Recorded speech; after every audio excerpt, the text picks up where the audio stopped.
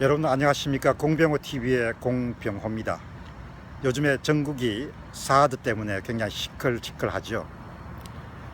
전직 정치인이었던 한 분은 사드가 배치되면서 민족이 망하게 됐다, 이런 말씀도 하시네요. 정말 이해하기 힘든 주장입니다. 또 현직에 있는 어떤 정치인은 사드가 전혀 국익에 도움이 되지 않는다, 그런 주장도 합니다. 어쨌든 일반인 같으면은 제가 그냥 넘어갈 수 있지만, 그분들은 전직이든 현직이든 간에 정치를 했던 사람들이고 또 정치를 하고 있는 사람이기 때문에 저런 분들이 정치를 하고 있으니 심히 유감스럽구나, 그런 생각을 하게 됩니다. 사실 지금의 핵 개발 문제, 또 북한의 핵 소유 문제는 우리가 거쳤던 전직 대통령의 책임도 굉장히 큰 부분을 차지하고 있습니다.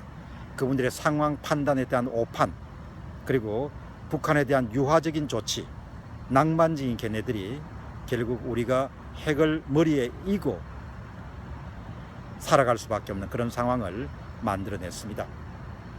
성주를 방문한 국무총리는 물병을 맞고 계란을 맞았습니다. 그리고 또 일부에서는 사드가 유발하는 전자파에 대해서 이런저런 논의도 계속되고 있습니다. 그러나 우리가 잊지 말아야 될 것은 사드 배치의 핵심 포인트는 세 가지의 기초를 하고 있습니다. 첫째는 우리가 인정하든 인정하지 않든 간에 북한이 이미 핵을 소유했다는 사실입니다. 그것은 불변의 진실이고, 또 하나의 진실은 우리가 어떤 일을 하든지 간에 북한은 핵을 포기하지 않을 것이란 점입니다. 그리고 우리가 기대했던 중국이 북한이 핵을 포기하는데 상당한 역할을 해줄 것이다, 그런 기대나 바람도 접어야 됩니다.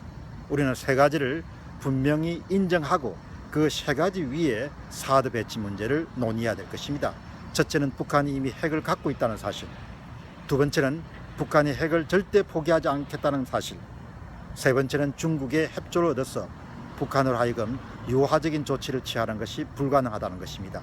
이 세 가지 기초를 두고 있으면 우리가 사드 배치와 관련해서 의사결정을 내리는 그런 기준은 명확합니다. 무엇을 어떻게 해야 될 것인가에 대한 우리는 고민을 하거나 주저할 그런 필요가 전혀 없습니다. 하나는 우리 자신이 핵을 스스로 개발하기가 힘들다는 사실입니다. 그것은 국제 역학상 우리의 바람에도 불구하고 불가능합니다.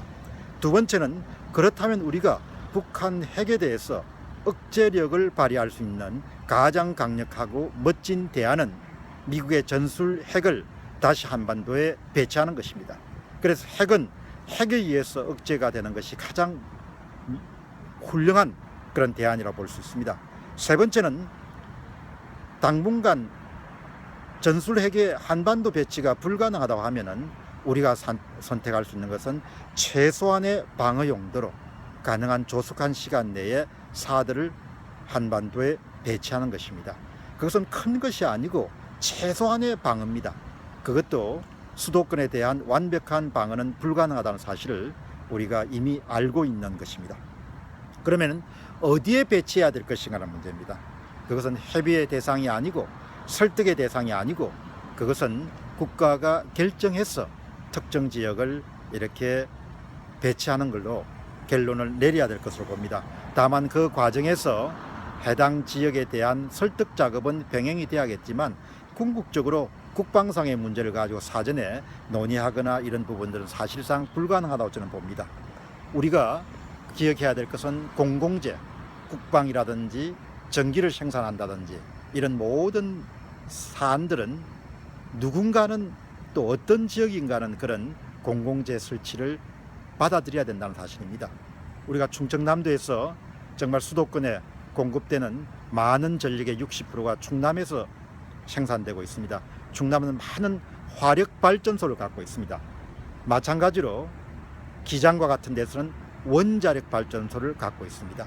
원자력 발전소나 화력 발전소는 모두 다 공공재 성격을 강하게 지니고 있기 때문에 결국 특정 국가에서 전기를 생산하고 국방을 지키기 위해서는 어떤 지역에선가 무언가를 결정할 수밖에 없는 그런 상황을 우리가 잘 이해해야 될 것입니다. 앞에서 말씀드린 북한이 핵을 이미 갖고 있다는 사실, 그리고 북한이 핵을 절대 포기하지 않을 것이라는 사실, 그리고 중국이 협조를 하지 않을 것이라는 사실, 이 세 가지 문제를 여러분들이 잘 이해하신다면 사드 배치에 대해서는 충분한 의사결정을 내릴 수 있는 근거를 가질 수 있을 것입니다. 더 이상 많은 사회적 갈등을 우리가 겪지 않고 사드 배치에 대해서 좋은 그런 대안을 우리 스스로 만들어낼 수 있고 그것을 합의해낼 수 있는 그런 역량을 가졌으면 좋겠습니다. 경제 문제와 달리 국방은 단 한 번의 실수로서 모든 것을 잃어버릴 수 있다는 사실을 우리가 기억할 필요가 있습니다. 거듭 말씀드리면 사드는 최소한의 불완전한 방어용 무기다. 이 점을 잊지 않아야 될 것입니다. 공병호TV의 공병호였습니다. 여러분 감사합니다.